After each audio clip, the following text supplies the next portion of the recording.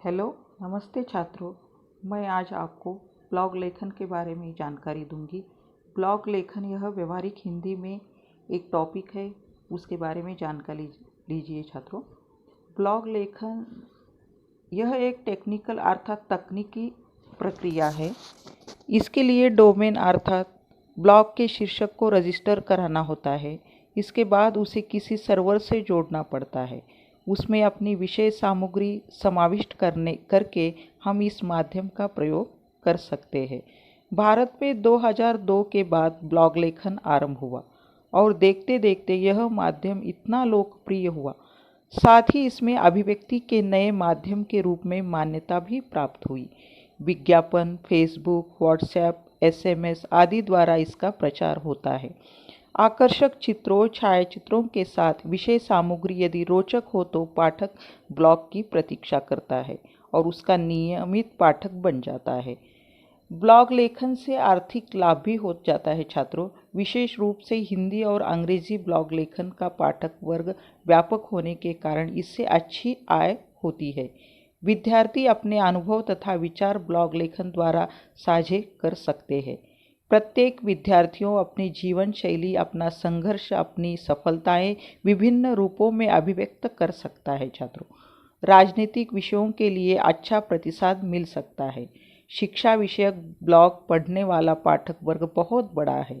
यात्रा वर्णन, आत्मकथात्मक तथा विश्व से जुड़े जीवन की प्रेरणा देने वाले विषय भी बड़े चाव से पढ़े जाते हैं।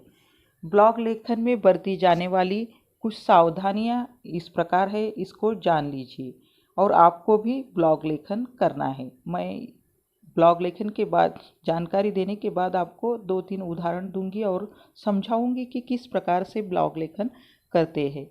देखिए, ब्लॉग लेखन के विषय का चुनाव करते समय समझ सूझबूझ का होना आवश्यक है। ब्लॉग लेखन में इस बात का ध्यान रखना पड़ता है कि उसमें मानक भाषा का प्रयोग हो, व्याकरणिक अशुद्धियां न हो। ब्लॉग लेखन में सामाजिक स्वास्थ्य का विचार हो, वह समाज विघातक ना हो, दूसरों को नुकसान पहुंचे ऐसे ब्लॉग नहीं करने हैं छात्रों। ब्लॉग लेखक को किसी की निंदा करना, किसी पर गलत टिप्पणी करना, समाज में तनाव की स्थिति उत्पन्न करना आदि बातों से दूर रहना चाहिए। ब्लॉग लेखन में अकर्मता से अर्थात गाली गलौज अथवा अश्लील शब्दों के प्रयोग से बचना चाहिए। कोई भी पाठक ऐसी भाषा को पसंद नहीं करता। बिना सबूत के किसी पर आरोप लगाना गंभीर अपराध है और पाठक ऐसे लेखकों की बात गंभीरता से नहीं पढ़ते। परिणाम स्वरूप ब्लॉग की आयु अल्प हो जाती है। इसलिए ये सभी बातें जो है हमें ध्यान में रखनी है कि किस प्रकार से ब्लॉग लेखन करना है। ब्लॉग लेखन में सामाजिक संकेतों का पालन आवश्यक है। ब्लॉग लेखन करते समय छोटी छोटी बातों का ध्यान रखा जाए तो पाठक ही हमारे ब्लॉग के प्रचारक बन जाते हैं। ये सभी बातें हमें गौर से देखनी है और समझनी भी है। अब ध्यान से देखिए छात्रों, ब्लॉग लेखक के लिए आवश्यक गुण। ब्लॉग लेखक के पास लोगों से संवाद स्थापित करने के लिए बहुत से विषय होने चाहिए। ब्लॉग लेखन में विषय में आशय की गहराई आवश्यक है। ब्लॉग लेखन में क्लिष्ट शब्दों के प्रयोग से बचना चाहिए। ब्लॉग भाषा सहज और प्रवाहमयी हो तो ब्लॉग लेखन अच्छी तरीके से हो सकता है।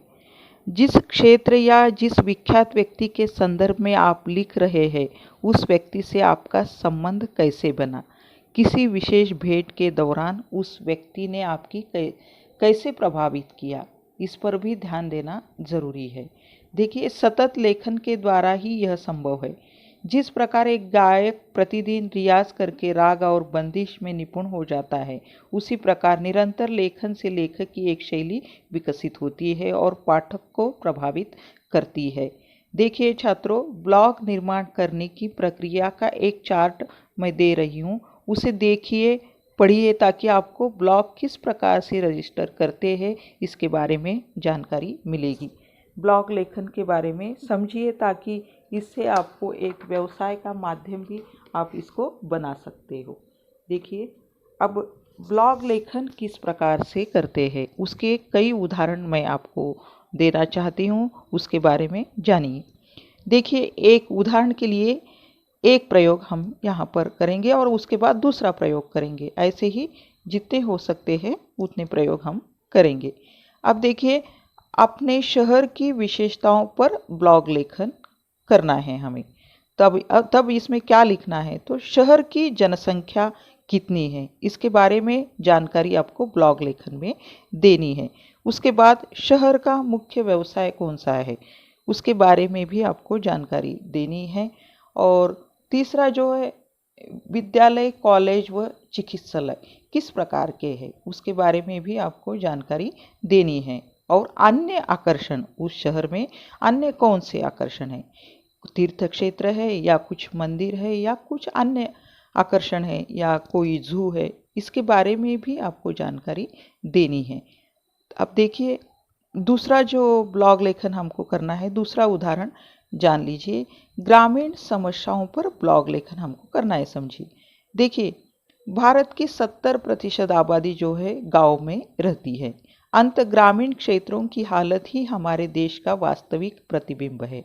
भारतवर्ष उस गति से तरक्की नहीं कर पा रहा जिस गति से उसे करनी चाहिए। अब देखिए, इसमें क्या लिखना है। अब भारत के गांव में विभिन्न समस्याएं हैं। अब समस्याएं आपको लिखनी है।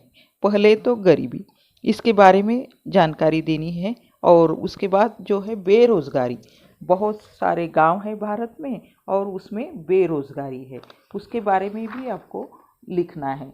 उसके बाद जो है सूखा और बाढ़ या आपत्ति, कोई भी आपत्ति आती है उससे किस प्रकार से गांव वाले संघर्ष करते हैं, इसके बारे में भी आपको जानकारी देनी है। और दूसरा जो है शिक्षा का अभाव, गांव में जो है बच्चों को शिक्षा योग्य रूप से नहीं मिलती, इसके बारे में भी आपको जानकारी देनी है। और स्वास्थ्य की सुविधाएं गांव में किस प्रकार से मिलती है लोगों को, इसके बारे में भी आपको जानकारी देनी है। और इस प्रकार से आप जो है ब्लॉग लेखन को परिपूर्ण बना सकते हो। और कोई भी विषय लेकर आप ब्लॉग लेखन कर सकते हो, जो भी आपको अच्छा लगे उस विषय पर आप ब्लॉग लेखन